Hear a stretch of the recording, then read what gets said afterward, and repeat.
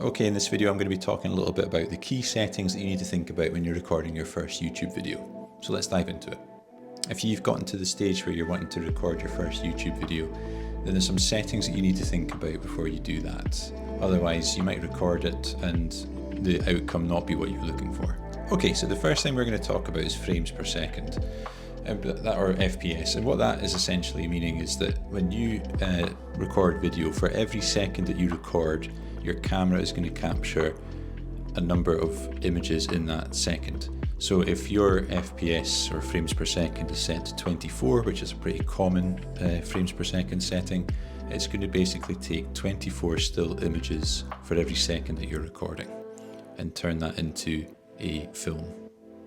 When you start to edit your video, you'll find that your editing software defaults your video timeline to 24 frames per second, which is usually used for capturing people just talking in real time. We'll get into different FPS settings another time. But this is important when you record your first video.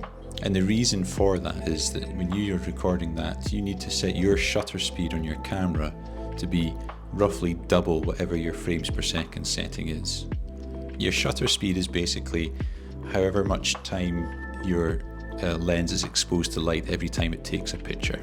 So for example, if you had your shutter speed set to 1 second, it means that every time you click the shutter, it's basically opening up the lens and exposing it to light for 1 second. So in relation to video, what we're doing is saying that the shutter speed is basically how much time your lens is exposed to light for every image it's taking as part of that 24 frames per second. I know this can sound a bit confusing, but just run with me on this. So the general rule of thumb here is that we want to have a shutter speed that is roughly double what our frames per second is. So in a video that's being recorded at 24 frames per second, the ideal shutter speed for our camera would be 1/48th of a second. Now, sometimes your cameras, depending on the camera you have, might not have that as a shutter speed option, but as long as it's roughly double. So it could be 1/50th of a second, or you can maybe go to 1/60th of a second. So the reason that is important is it gives us what is called motion blur, and it's what gives us the most natural motion blur that kind of mimics the human eye. Basically what the shutter speed is doing is ensuring that you can capture the right amount of frames for your 24 frames per second. Too few frames for each second, or too many frames per second, essentially is going to result in a very jittery and stuttery kind of looking video. So by getting our shutter speed to as close as double what our frames per second setting is, then this ensures that we get a really natural kind of look to the motion within the video. When we talk about shutter speeds on our cameras, it's worth looking at the cameras on your smartphone if you're going to record this in a smartphone. Most smartphones will allow you to dictate whether it's in 4K, whether it's at 24 frames per second, 30 frames per second, 60 frames per second, or even 120 frames per second. But often they won't let you dictate the shutter speed, even in like a manual mode. It varies from phone to phone, but if you're wanting to keep to that rule of doubling the shutter speed based on your frame rate, so again, if we were doing 24 frames per second, and then you wanted to set a 1/48th of a second shutter speed, then you might find that you don't have that much control within your phone camera. But what you can do is you can download third-party applications that basically a replacement for the default camera within your phone, and you can then find that you get full manual control that way, so that's worth looking at as well. Okay, the second thing that I think is a really important setting to bear in mind is your white balance. White balance is essentially the color temperature of your light. So we can have a color which is more on the blue side or more on the yellow side, for example. So a kind of warmer light or a slightly cooler light. Typically when you're recording these videos, you probably want to have a white balance that is typical of kind of natural daylight. And white balance is measured in Kelvin, and natural daylight is usually something around 5200 Kelvin to 5600 Kelvin.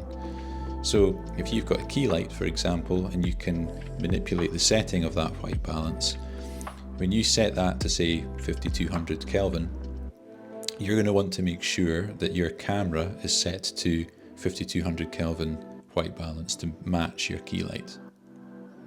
By not doing this, what happens is it really affects the natural shade of your skin tone. So you might start to look really pale or really orange in the video, and again, it just doesn't look natural. Some of the key mistakes I see people make is they set their camera to have auto white balance, and when you're doing still images, sometimes that's a good idea, but when you're recording video, you want that white balance to be consistent, especially if you're working with a consistently set key light. So again, this is another important thing that you want to make sure you capture first time in your camera to avoid being disappointed when you look at it in post-production. Another thing I think is really important is to check your audio recording levels in your camera. So if you're using the built-in microphone in your camera, then typically speaking, how far away you are from the actual physical camera itself is going to dictate how audible you are to your audience in your video. But if you're using an external microphone, for example, that plugs into your camera, then you can actually go into the audio recording levels and you can actually test it. And when you go into that screen, you start speaking to the microphone, you'll see the kind of bars going up and down. And typically in most cameras, if they start to clip, then basically what that means is you'll see the volume levels going all the way up to red. And what that's basically telling you is that the sensitivity of your microphone is too loud, and it's gonna come across all kind of crackly when you kind of hit those kind of peak levels. Instead, what you can do is manipulate it and adjust it down so that it's less sensitive to the voice that you're putting into the microphone. And what that will mean is that you've got a good controlled volume within your audio, and you're not getting these kind of crackly kind of noises where you're kind of going too high and too sensitive. Whilst we're on the subject, I would really recommend that you do get a microphone that you can actually plug into whatever you're recording your video on, be that a camera or be it a phone. What that means is that you are getting the benefit of a good quality microphone rather than using the one that's inbuilt into your phone or camera, which is typically never very good. What it also means is that your audio is automatically synced with your video. It's all part of the same file that you bring in when you load it into your laptop for doing post-production. And it just means that you're not having to try and sync separate audio files with your video files, which I've done in the past, and it can be a real pain and it's really time consuming. So if you are starting off on YouTube and you buy one thing, I would suggest it's a microphone. I personally use the wireless Me, and basically this here is essentially a transmitter which I can speak into. I've got this, it's kind of hooked onto this kind of stand here, kind of put that across the top, and basically that is talking to a wireless receiver which is then plugged directly into my camera. This microphone cost me £99. So, as far as good quality microphones go, yes, there are better quality microphones out there which will give an even crispier audio, but there's also things that are probably not anywhere near as good as this. I think this, as a beginner, is a pretty good common ground to kind of go with, and it doesn't break the bank. Okay, this next point isn't so much a setting, it's more just a common mistake that I've made myself that I just want to let you know about, so hopefully you don't have to go through the pain of this yourself. So there's two things here. One is your battery on your camera. Now it sounds really obvious, but always make sure that when you go to start recording your YouTube video, you're working with a full battery, or if you can, have it plugged into the wall if you've got power where you're recording. I know it sounds obvious, but I have found that I've been recording in the past. My camera doesn't have any kind of light on the front that indicates to me that it's recording. It all comes from the back. So I have found myself recording videos, and then I go to play it back and realise the battery died, 3 minutes into a 10-minute video, and I've got to record it all again. Or worse still, have to wait to recharge my battery and then record it again. Another thing is your SD card. Make sure that the SD card has got plenty of space available on it before you start recording, because again, sometimes you'll be speaking to the camera for 20 minutes and realise that actually it stopped recording 10 minutes ago because it ran out of room on the SD card, and it just saved the file once it ran out of space, and then you've missed the second half of your video. So these are just tips that seem really obvious, but it's the sort of thing that's caught me out in the past. And I know when you're recording your first YouTube videos and you're not in the practice of things, these are the sort of things that can really dishearten you, because you have been maybe plucking up the courage to record these first few videos. You're maybe still a little bit nervous and apprehensive about doing it, and that sort of little thing that could happen might just be enough to kind of put you off or make you think that it's a sign that you shouldn't be doing this. So do give that some thought before you start. You know, if you're plugged in at the wall and you've got mains power, great. If not, is your battery fully charged? Also, is your SD card clear and got plenty of space on it for recording your video? And bear in mind as well, if you're recording your video, think about the quality that you're recording as well. Most cameras now will record 4K, but when you're posting on YouTube, you have to ask yourself, is that 4K video really required? Could I record it at full HD, 1080p? Because there's a couple of reasons. One, it'll take up more space on your camera quicker, on your SD card. Secondly, it's a larger file, so it's harder for a sort of post-production editing software to kind of handle. And it takes longer to upload to YouTube and all that kind of stuff as well. So, people predominantly watching YouTube on laptops and on their phones and tablet devices, probably ask yourself when you're setting your camera up, do I need to record this in 4K?